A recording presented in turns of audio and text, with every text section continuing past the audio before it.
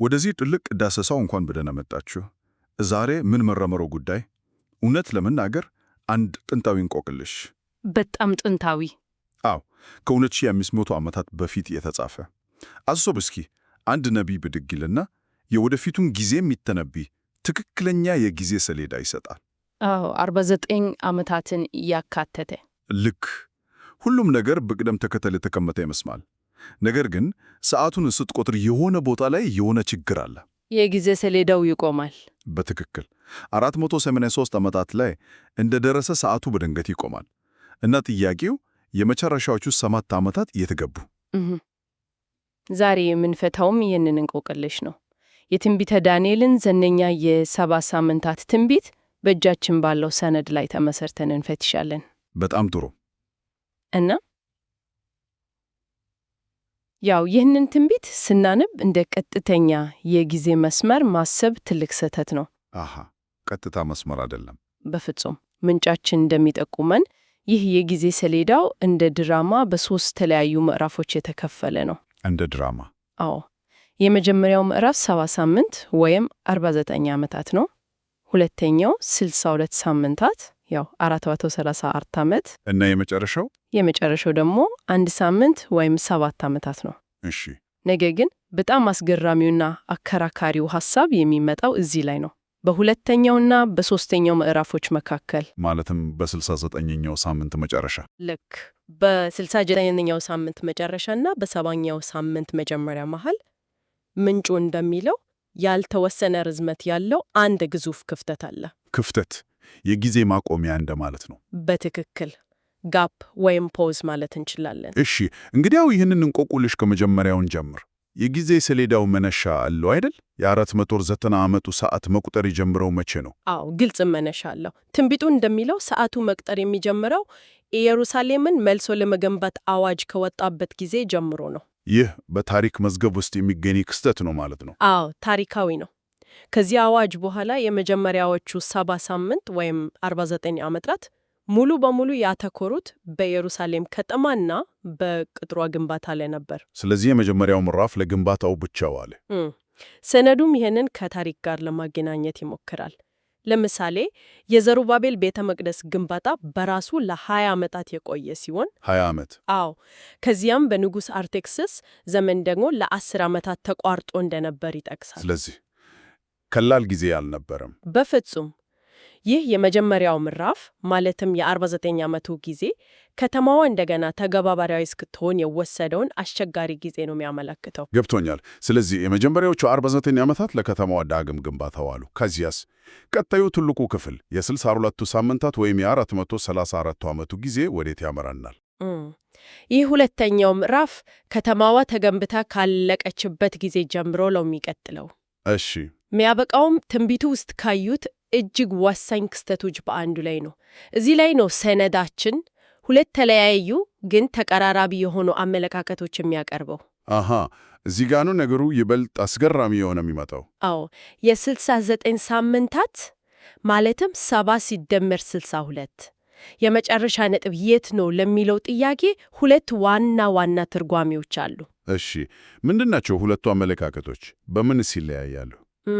የመጀመሪያው አመለካከት እንደሚለው የ69 ሳምንት ወይም የ483 ዓመታት ፍጻሜ የኢየሱስ ክርስቶስ ጥምቀት ነው። ጥምቀቱ ለምን? ይህንን የሚሉት በዳንኤል 9:25 ላይ ያለውን ሐረግ በመጥቀስ ነው። ጥቅሱ እስከ አለቃው እስከ ቅቡዕ ድረስ ይላል። ቅቡዕ መሲህ ማለት ነው። ልክ ነህ፣ መሲህ ማለት ነው።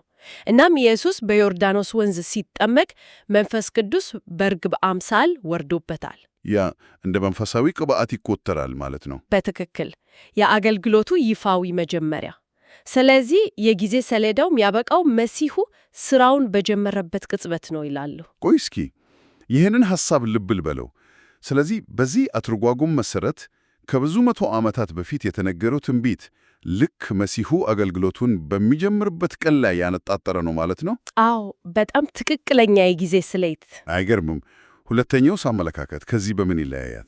ሁለተኛው አመለካከት ደግሞ ትንሽ ወደፊት ይሄድና የ69ኛው ሳምንታት ፍጻሜ የኢየሱስ ክርስቶስ ስቅለት ነው ይላል። ስቅለቱ? አዎ፣ ይህ ደግሞ በቀጣዩ ቁጥር በዳንኤል 9:26 ላይ ካለው ሐሳብ ጋር እያያዘ ጥቅሱ ከ62ቱ ሳምንታት በኋላ ቅብኡ ይገደላል ወይም ይቆረጣል ይላል። አሃ ስለዚህ የጊዜ ሰሌዳው የሚያበቃው መሲሁ በተገደለበት ወቅት ነው ብሎ ይከራከራሉ። የመጨረሻውን ነጥብ የሕይወቱ መጀመሪያ ሳይሆን መጨረሻው ነው ባዮች ናቸው። የሚገርም። ሁለቱም አመለካከቶች ግን አንድ የጋራ ነጥብ አላቸው። ምንድን ነው እሱ? የ48ኛው ሳምንት ትንቢታዊ ሰዓት በቀጥታ የሚያመላክተው ወደ መሲሁ ነው። አንደኛው አገልግሎቱን ሲጀምር ሲል፣ ሌላኛው ደግሞ መስዋዕት ሲሆን ይላል። ልክ ነህ። ይህ ብቻውን ትንቢቱን እጅግ ኃይለኛ ያደርገዋል። ግን እዚህ ላይ ነው እንቆቅልሹ የጀመረው። የትንቢቱ እርስ 70 ሳምንታት ነው። 69ኛው ሳምንታት በመሲሁ መምጣት ወይም መሞት ካበቁ የመጨረሻው አንድ ሳምንት የት ገባ? በትክክል እዚህ ላይ ነው የዚህ ሰነድ ዋናና አከራካሪ ሐሳብ የሚመጣው። ሰነዱ እንደሚለው በ69ኛውና በ70ኛው ሳምንት መካከል የትንቢቱ ሰዓት ይቆማል።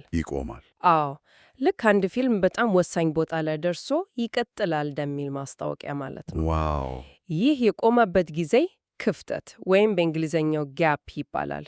እናም ይህ ክፍተት አጭር ጊዜ አይደለም። ምን ያህል ጊዜ ነው? እስካሁን ድረስ ለ2000 ዓመታት የዘለቀውን የቤተ ክርስቲያን ዘመን በሙሉ ያጠቃልላል። አንዴ ቃ ይህ እኮ ሁሉንም ነገር ይቀይራል። አዎ። ይህ ማለት አሁን የምንኖርበት ዘመን በሙሉ ይህ የ20 ዓመት የሰው ልጅ ታሪክ፣ የሮም መውደቅ፣ የሂዳሴው ዘመን፣ የኢንዱስትሪ አብዮት፣ የዓለም ጦርነቶች፣ የኢንተርኔት መምጣት፣ ይህ ሁሉ የሆነው በትንቢት የጊዜ ሰሌዳ ውስጥ በተቀመጠ አንድ ትልቅ ፓውዝ ወይም የእረፍት ምልክት ውስጥ ነው። በትንቢት ቅንፍ ውስጥ ያለ ነው ማለት ነው። በትክክል። ይህንን ሐሳብ ለመረዳት ሰነዱ አንድ ጥሩ ምሳሌ ይጠቀማል። ምንድነው እሱ? የእስራኤላውያንን የግብርና በዓላት እንደ ምሳሌ አነሳ። በዓላቱ በሁለት ይከፈላሉ፣ የበልግ በዓላት እና የበጋ በዓላት። እሺ። በመካከላቸው ግን ረጅም የሆነ የማሳደግና የማብቀል ወቅት አለ። አሃ፣ ልክ በእርሻ ጊዜ እንደሚሆነው። ልክ እንደዛ። በተመሳሳይ ይህ ክፍተት ዝም ብሎ ባዶ ጊዜ ሳይሆን መንፈሳዊ የእርሻ ወቅት ነው። ምንጩ እንደሚለው ይህ ወቅት የሚጀምረው በመንፈስ ቅዱስ መውረድ ነው። ይህም የበልግ ዝናብ ተብሎ ተገልጿል። የፔንቴኮስቴ ቀን ማለት ነው። አዎ። ከዚያም በዚህ ረጅም ዘመን ውስጥ የመጀመሪያው ፍሬዎች ማለትም አማኞችን የማብቀልና የመሰብሰብ ሥራ ይከናወናል። በጣም የሚገርም ማሰሎ ነው። እና ይህ የእርሻ ወቅት መቼ ነው የሚያበቃው? የፓውዝ ምልክቱ ተነስቶ የትንቢቱ ሰዓት እንደገና መቆጠር የሚጀምረው መቼ ነው? ሰነዱ እንደሚለው ይህ የክፍተት ዘመን ያበቃው በአውራጅ ዝናብ ነው። አውራጅ ዝናብ? አዎ፣ በመጨረሻው ዘመን በሚሆነው ታላቅ የመንፈስ መውረድ ማለት ነው። የመጨረሻዎቹ መጀመሪያ ፍሬዎች ሲሰበሰቡና በመጽሐፈ ራእይ የተጠቀሰው 6ኛው መለከት ሲነፋ ይህ የክፍተት ዘመን ያበቃል። ያኔንም የፕሌይ ቁልፍ እንደገና ሚጫ ነው። በቃ ያኔ ነው ለዘመናት ጠፍቶ የነበረው የመጨረሻው 7ኛው ሳምንት ይጀመረው። ያ የመጨረሻው ሳምንት የ70 ዓመት ቆይታ ያለው። አዎ፣ ምንጩ እንደሚጠቀሰውም የአውሬው አገዛዝ የሚጀምርበት ጊዜ ነው። ይህ አወቃቀር ትንቢቱን የምንመለከትበትን መንገድ ሙሉ በሙሉ ይለውጠዋል። ከጤንጋ የጊዜ መስመር ከመሆን ይልቅ በታሪክ ውስጥ የተቀመጡ ሁለት የተለያዩ የትንቢት ወቅቶች እንዳሉ ያሳያል። በመካከላቸውም አሁን ያለንበት የዘመን ድልድይ አለ። ልክ ነህ። ስለዚህ የጊዜ ሰሌዳው እንዲህ ነው። 483 ዓመታት፣ ከዚያም ያልተወሰነ ርዝመት ያለው የ2000+ ዓመታት ክፍተት እና በመጨረሻም የ70ኛ ሳምንት የመጨረሻ ሳምንት። እንግዲህ ይህ ሁሉ የጊዜ ሰሌዳና ክስተት ወዴት እያመራ ነው? የ7 ሳምንታት ትንቢት የመጨረሻ ግብ ምንድን ነው? ምንጩ ወደ መጀመሪያው ጥቅስ ይመልሰናል፣ ወደ ዳንኤል 9:24። እሺ። እዛ ላይ የትንቢቱ የመጨረሻ ግብ 6 ነገሮችን ማከናወን እንደሆነ በግልጽ ተቀምጧል። 6 ነገሮች? አዎ።